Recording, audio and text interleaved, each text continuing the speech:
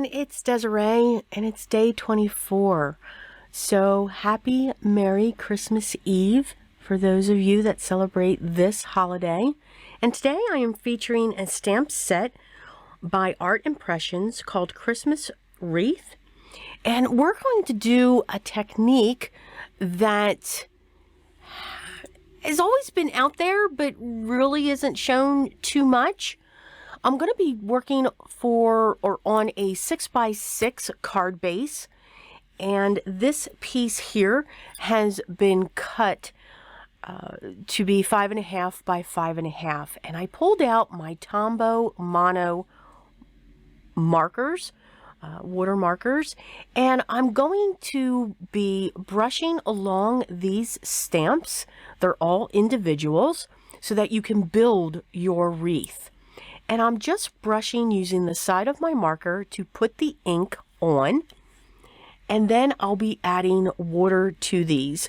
Now the piece of cardstock that I'm working on is a Canson XL watercolor cardstock, and I used a round die first to draw a circle lightly in pencil, and then I erased just some of it away just to lighten it up a little bit.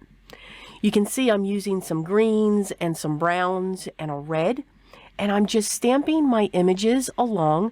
I am not worried if I stamp over the previous image that I stamped, because that's all going to be covered up. So we can work these like we do our peg stamps, where we can just stamp our image and then just add some water to it. So you can see with these fern leaves, I'm actually going to stamp over what I did previously stamp. So all of these colors are going to blend together beautifully.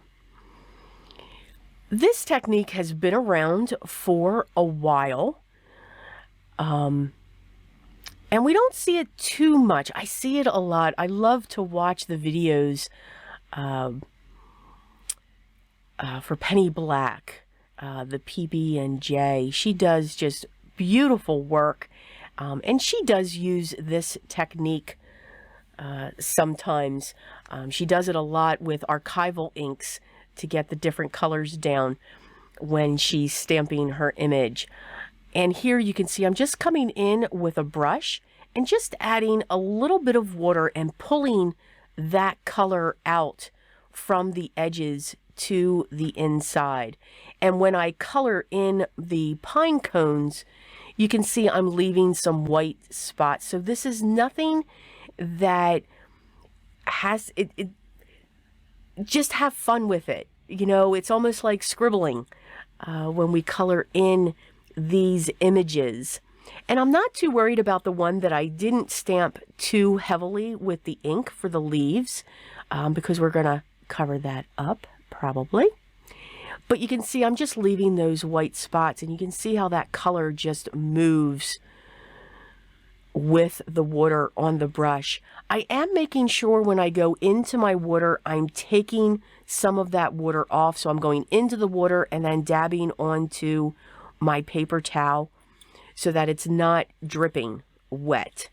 And now I'm just coming in and adding my berries. Again, not being too mindful if I'm going over any or not, or if I'm not getting that perfect stamped image.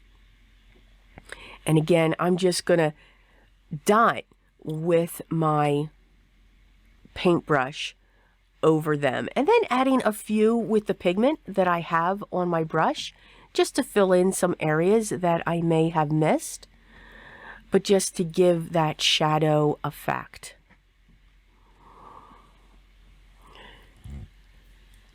So now I'm going to come in with the twine, or not the twine, the twig. I wanted to say twig. And I'm going to use a darker brown. You can see that the color that I used, it didn't come out dark enough. So I just stamped right over it, and it still looks okay. And again, just filling in this wreath with these images. These are great building stamps that you can create your own image. for what you want that to look like. And what's great with this stamp set, they give you 2 of each of some of the images. So they gave you 2 of the bigger leaves, and they're bent in different directions, so you can keep this curve look. Same thing with the branches, and the same thing with the pine branches as well. I'm just going over the lines that I just stamped of the twig, just to bring them out a little more, to keep that watercolor look.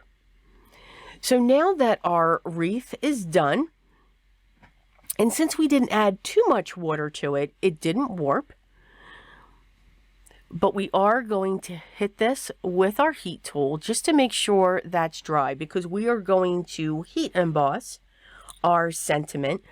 And I'm going to be using one of my favorite sentiments from Simon Says. Here I'm turning my card to say, okay, which way do I want this to go? And this is the Merry Christmas sentiment. I just love this font, and I love the size. So I'm going to stamp this right into the center of my panel, and I'm going to use my clear ink to stamp this image. And because I am working on Canson XL watercolor, it is a cold press, so it does have some texture. I am going to stamp it a couple times just to make sure that I have a good impression. I'm going to add my gold embossing powder over this.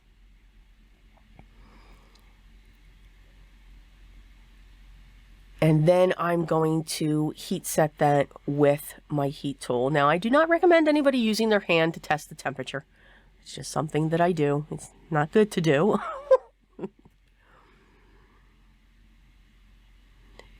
Now, because I heat set that, it did warp just a little bit, but I'm going to stamp it again. I want that raised, embossed look. And I love the look when you do a double stamp over your embossing area. It just really fills it in and gives it a rounded look. And it does make it just a little bit bolder. So we're going to heat set that again. And you can really see that going across the image.